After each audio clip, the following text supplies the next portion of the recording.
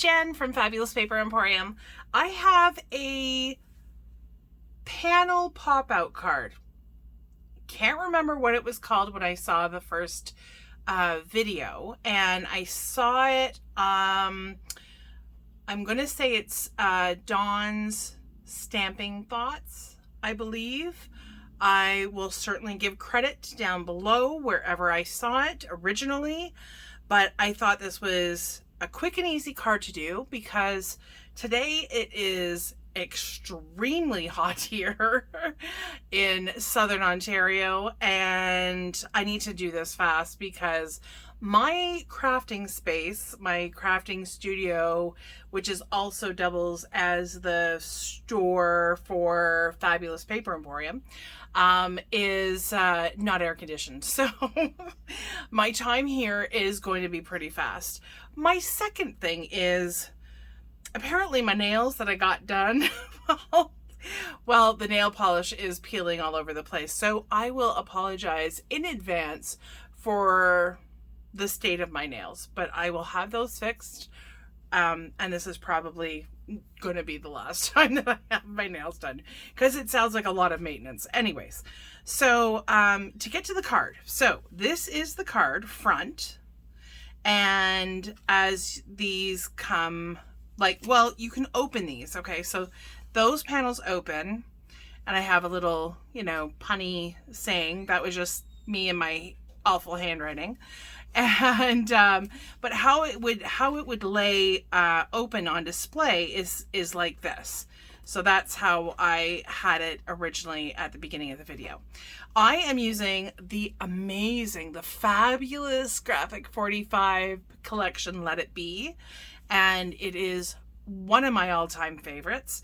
And I feel like I say that all the time, but this is truly one of my all-time favorites. It's the reason why for my submission to the Graphic 45 ambassador thing was I was using the Let It Be paper. So that is the, my gosh, is it the Never Ending? No, the Infinity of something album, which I've linked at the top. So if you haven't seen that yet, it takes our Never Ending kind of mini album to, and I added to that. So just when you think that there couldn't be possibly any more, there's more. So before I get too distracted, we're going to go through the piece sizes of cardstock and the designer paper. It is a great scrap buster, if you want to call it. It doesn't use large pieces of designer paper, number one. And so if you have any pieces that are lying about, you can easily cut them to fit. Like I feel like this is just an amazing card for that. And likewise, if you wanted to make a lot of cards, it doesn't use a tremendous amount of cardstock either. So it's an A2 card, meaning it's 4 inches, 4 1/8 inches in this way. And 5 1/4. Oh my gosh, I can't measure today. It's 5 1/2. I feel like that's not an A2 card. 5 ends up being like 5 3/8. I thought I had a, let me see. I thought I had an envelope around here, but I don't. And so anyways, I'll get an envelope out later and we'll put that in the description below. So, okay, before I get, again, too distracted, which was kind of happening there, I'll go through the measurements for the cardstock pieces. So I chose black as my base, so I'm going to go through all the black pieces first. So this one, which is your base piece, is cut at 9.5 by 4 1/8, and we'll be doing some scoring to this piece. Next, you will need 2 pieces that are, there's a train, of course. Can't not have a train go by when I'm recording a video. Next, you will need 2 pieces that are 2.5 by 3 and these pieces will be scored as well. And then we have 2 pieces that are 2 3/4 by 3 5/8. And then lastly, for our front panels, we have 2 pieces that are 2 1/4 by 3 1/8. So that is all we need for the black cardstock. I'm just going to make sure that I keep my pieces that need scoring separate. The next pieces that we need, designer paper. So we have 2 pieces here that are 2 1/2 by 3 3/8, and those are going to layer on some of the black cardstock. I feel like that layers on these ones. Yeah, so the ones that are cut at 2 3/4 by 3 5/8, they layer nicely there. And then we have these 2, which I'm going to use for my front pieces this time. And these 2 little ones are 2 by 2 7/8. So like I said, great for little smaller scrap pieces that you might have had from previous projects, which is exactly what I am doing for these ones. So lastly, I cut these 2 pieces out, these 2 strips out from one of the cut apart pages, and I just like the sayings. This one is, in a world full of roses, be a sunflower, and life is beautiful. So I apologize, I got some ink on my finger and it won't come off. I tried. I washed my hands, I promise. The last thing is this white piece, which is going to be the piece that goes on the base and can be your paper or page cardstock for the stamping or saying your message. My words today, I think it's the heat. Anyhow, so you can use that for that. So I'm going to take away my score mat for a moment so we can get some scoring done. So with the piece that is 9 1/2 by 4 1/8, we are going to do some really simple scoring. Doesn't require a whole lot of fancy. So we are going to score at 1 inch, at 2 inches, whoops, at 7 1/2 and 8 1/2. Okay, so that is the scoring for this side. We are going to rotate it now. And here's what I'm going to do, because we're going to need to do just a little score mark on this side, and we're going to have to duplicate it all the way at the bottom. So in order to make sure that I'm following the same line, I'm going to take my ruler and I am going to put my score tool. So I just have my ruler is just loosely butted up against my tool, so I don't want to prevent my tool from being able to run back and forth, but I also want to keep my ruler steady. So I'm going to be scoring at the 3 inch mark. So this is with the 4 1/8 at the top. So I'm going to go from the top just to that first score line, and wow. And then I'm going to repeat the same thing from the last score line. So this is from the 8 1/2 all the way to the end of the paper. So this way you're ending up with something similar to this. So I've got a little box that I've created here, a little box that I've created there, and that means we will have a line to guide us in terms of cutting out those little boxes. The next pieces that you're going to take are the ones that are 2 1/2 by 3, and with the 2 1/2 inch across the top, we are going to be scoring these at 1 3/4 and then at 3/4. I know I went backwards there. So you're going to score it at 3/4 of an inch and then at 1 3/4. So you end up with 2 score marks, and I'll fold those in a second. So both of those pieces are we're gonna do the exact same thing. There we go. Gonna bring back my score mat really quickly. And so for these little guys, you're just gonna fold one backwards, I'm going to burnish that with my fingers, and then one flap is going to come forwards. Really, I'm going to have to get my bone folder anyways. Make sure that those are nice, crisp folds. Okay, so now I have one piece that is like that. I'm going to do the exact same thing with the second piece. So one piece goes forward, one piece goes backwards. Burnish that really good. And voila. Okay, so I've got two pieces that are basically like this crazy Z. With your base piece, so I've got my corner box and on the top at either end. So I'm basically going to take my scissors. I'm cutting away the score mark, so I'm a little bit lower than where the score mark is. I cut all the way to the first score line, and then I'm going to angle it, and I'm cutting all the way to the second score line at an angle. So you end up with something that looks like that. And I'm going to repeat the exact same thing on the other side. So just cutting just to the bottom of my score line all the way to the first one, sending it, oh boy, I really went a little bit deeper. That's fine. And I cut that at an angle.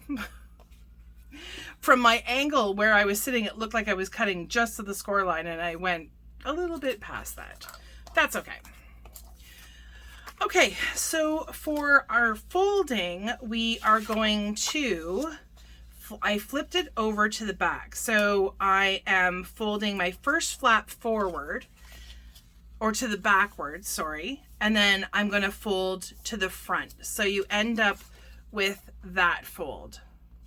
Okay, so I turned my piece upside down to fold the first flap, and then I turn it back over again to fold it on the second score line.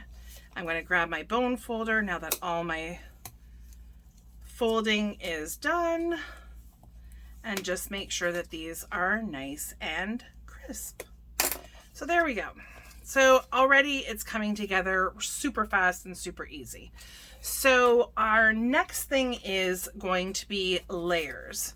So one thing I have not yet done, and that is I've not inked my edges. It's not going to take very long, but it's an additional step that I feel, you know, if you've watched my tutorials, then, you know, it doesn't, it's not like it's a huge difference, but it just takes away that white core. Like if you see here, there's a white line here, but as soon as I go over that with my trusty vintage photo, that white line goes away, and I think I'm just getting my fingers again. So not really noticeable on that paper, which is very colorful and bright. It just gets rid of that white core, like I said, but it'll be a little bit more noticeable. You don't need a lot of ink, and I generally don't add a ton to the front of the card or the cardstock. But here's the difference. So one on the left has been inked, the one on the right hasn't. So not, again, a huge difference, but it does make a little difference. And sometimes it's the little differences, that little touches that make big difference. That make a big difference. There you go. Like I said, words, it's the heat. It's getting to me. And then I'm also going to do that with my little pieces that I've cut here from the cut aparts. This, like I said before, is one of my favorites. Bumblebees and sunflowers. It is so cheery, so happy. Absolutely love it. And to keep with the theme, I am going to do the same thing, just add that little bit of color to our white piece. That's where our sentiment and our message are going to go. Doesn't have to be even or equal. You're just adding a little bit, little touches. Okay, so I'm going to start off. I'm just going to add, should get my liquid glue out and ready. Not that I'm looking to duplicate this exactly. So I'm going to put this little saying all the way at the top, the sunflower saying. There was also a sticker. It was a bumblebee sticker, and I can't remember which sticker sheet I got it from. There we go.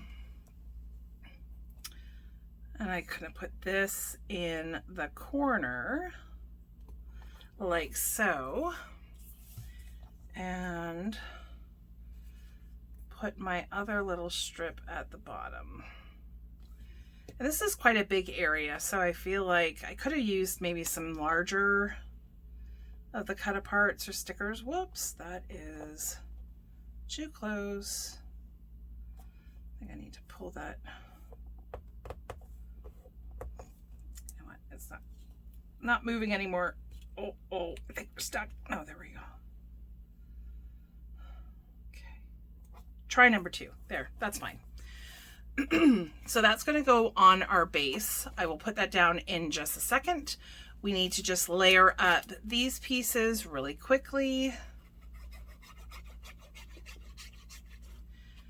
Just making sure I get the sides, top and bottom, and then layer that on the pieces. So for this one, the designer paper, again, 2 by 2 7/8. The black cardstock on this one is 2 1/4 by 3 1/8. So I've got 2 of those pieces. I'm just going to get the second one done really fast. The second piece is going to be second card pieces, or the designer paper. So the designer paper on this one is 2 1/2 by 3 3/8. And we're taking our black pieces that are, sorry, I don't want to take my eyes off the glue lest I go a little bit crazy with it. So 2 3/4 for this piece, 2 3/4 by 3 5/8. Okay.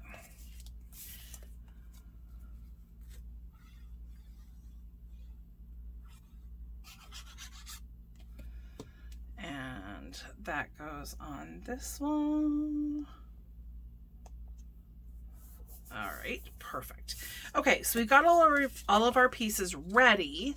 Now it's just a matter of putting our little additional flaps on here to give us some more dimension.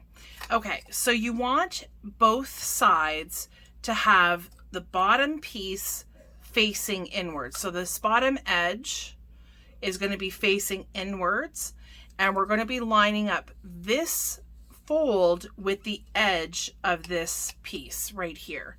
So I'm going to apply some liquid glue. If you wanted to use double-sided, you absolutely can.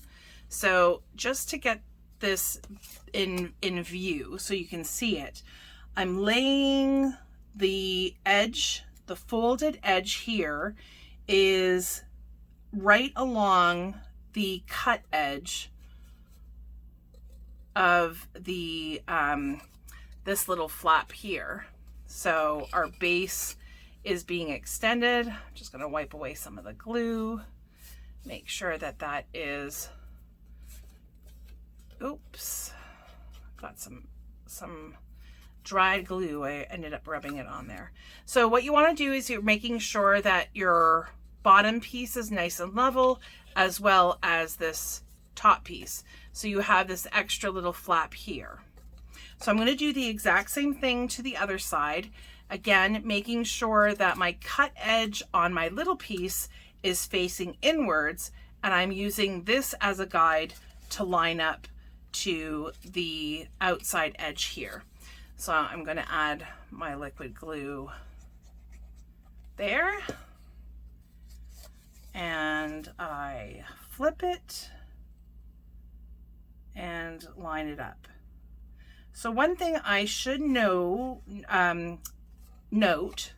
is I know that these pieces right here, it's going to leave a bit of a like a ledge. It doesn't come all the way to this fold line, and that's fine, because the very next piece that we're going to be adding to here is going to be our designer paper. So the designer panels are going to go on each side like so.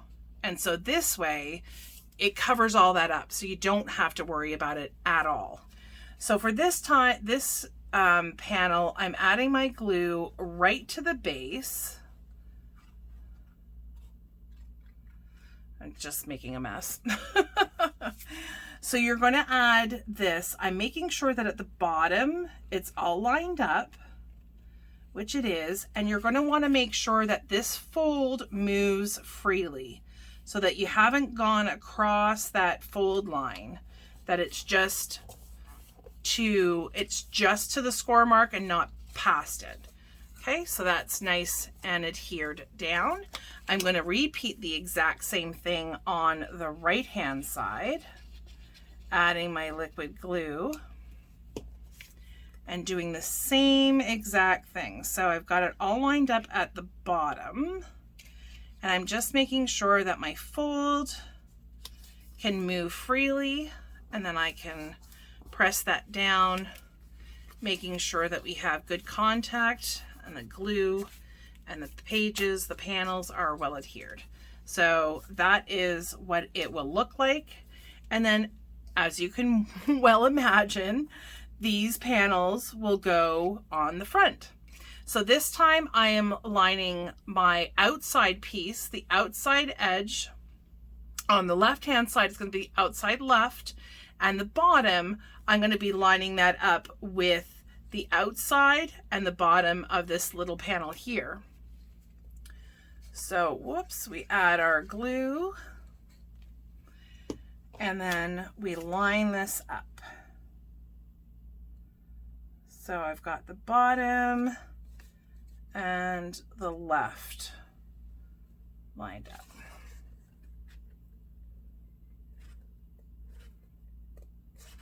Okay, so like so, and I'm going to repeat the exact same thing. So on the right hand side, we are lining up, yeah, that's how it goes.